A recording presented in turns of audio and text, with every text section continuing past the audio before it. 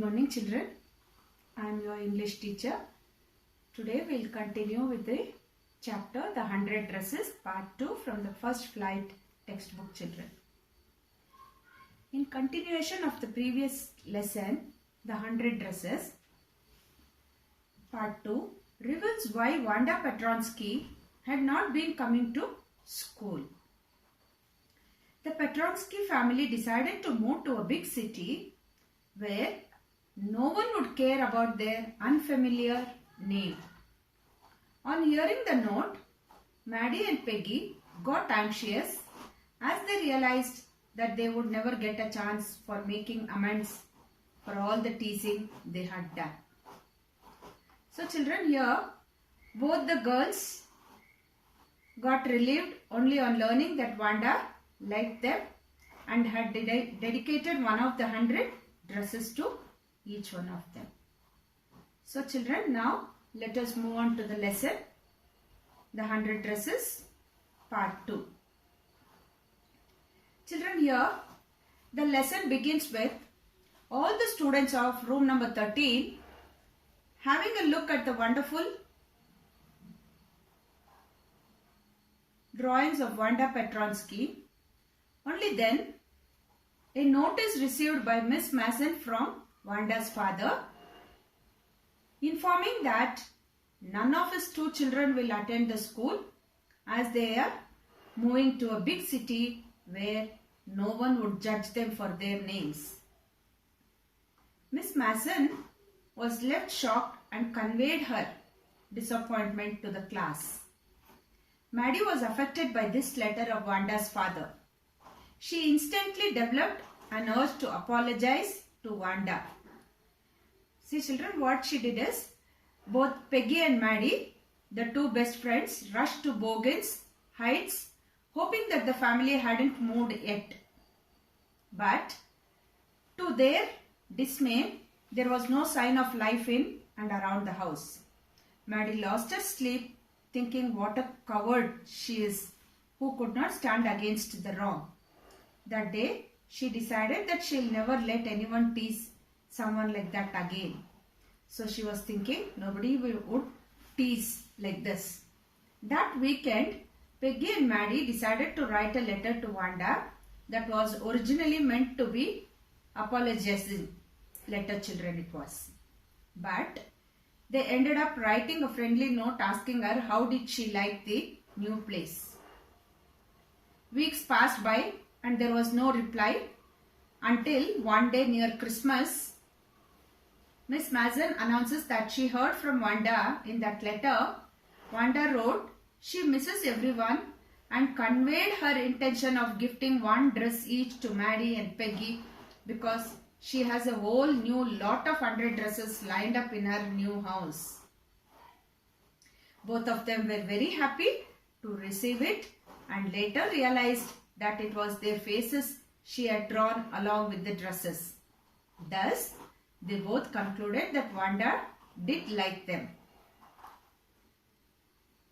While the class was circling the room, the monitor from the principal's office brought Miss Mason a note. Miss Mason read it several times and studied it thoughtfully for a while. Then she clapped her hands. Attention class, everyone back to their seat, she shouted, children, and then when the shuffling of feet had stopped and the room was still and quiet. And Mason said, I have a letter from Wanda's father that I want to read it to you. Miss Mason stood there a moment and the silence in the room grew tense and expectant. The teacher adjusted her glasses slowly and deliberately. Her manner indicated that was coming. This letter from Wanda's father was a matter of great importance. Everybody listened closely as Miss Mason read the brief note. See children, I'll continue this story. See till here, it is how her father is conveying the message to the principal that they will not come back to the school again because and because of children teasing about their names and their dresses. So he says that we are moving to a very big city where nobody will tease my kids, he thinks. So children, here is a video, a small video to you all. Watch the video. If you have any doubt, you can ask me in my live class on Saturday. After this question and answers, as usual, you write it in your classwork and do the worksheet, children. Thank you. Have a nice day. While the class was circling the room, the monitor from the principal's office brought Miss Mason a note. Mom, here is a note, is given by principal. Attention, students. I have a letter from Wanda's father that I want to read.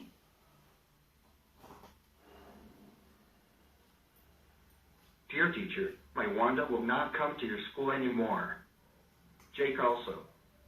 Now we move away to big city. No more holler Pollock. No more ask why funny name. Plenty of funny names in the big city. Yours truly, Jan Petronsky. A deep silence met the reading of this letter. I'm sure that none of the boys and girls in room 13 would purposely and deliberately hurt anyone's feelings, because his or her name happens to be a long, unfamiliar one. I prefer to think that what was said in thoughtlessness. I know that all of you feel the way I do, that this is a very unfortunate thing to have happened, unfortunate and sad, both. And I want you all to think about it. Maddie tried to prepare her lessons, but she could not put her mind on her work. She had a very sick feeling in the bottom of her stomach. True, she had not enjoyed listening to Peggy ask Wanda how many dresses she had in her closet, but she had said nothing. She had stood by silently, and that was just as bad as what Peggy had done. Worse, she was a coward. At least Peggy hadn't considered they were being mean, but she, Maddie, had thought they were doing wrong. She could put herself in Wanda's shoes. Goodness, wasn't there anything she could do? If only she could tell Wanda she hadn't meant to hurt her feelings. She turned around and stole a glance at Peggy, but Peggy did not look up. She seemed to be studying hard. She had to find Wanda Petronsky. Maybe Peggy would climb the heights with her, and they would tell Wanda she had won the contest, that they thought she was smart and the 100 dresses were beautiful. When school was dismissed in the afternoon. Hey, let's go and see if that kid has left town or not.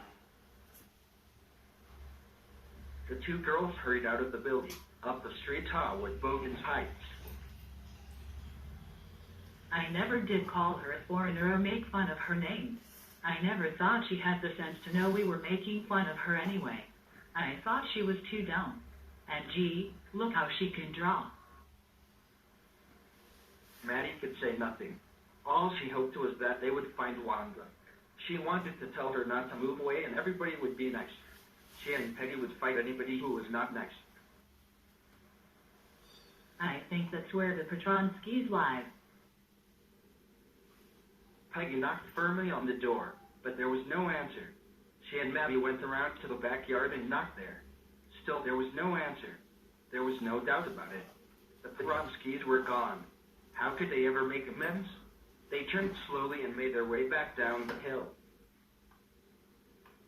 Well, anyway, she's gone now, so what can we do? But that night she could not get to sleep. She thought about Wanda and her faded blue dress and the little house she had lived in. And she thought of the glowing picture those 100 dresses made, all lined up in the classroom. At last Maddie sat up in bed and pressed her forehead tight in her hands and really thought. This was the hardest thinking she had ever done. After a long, long time, she reached an important conclusion. She was never going to stand by and say nothing again. On Saturday, Maddie spent the afternoon with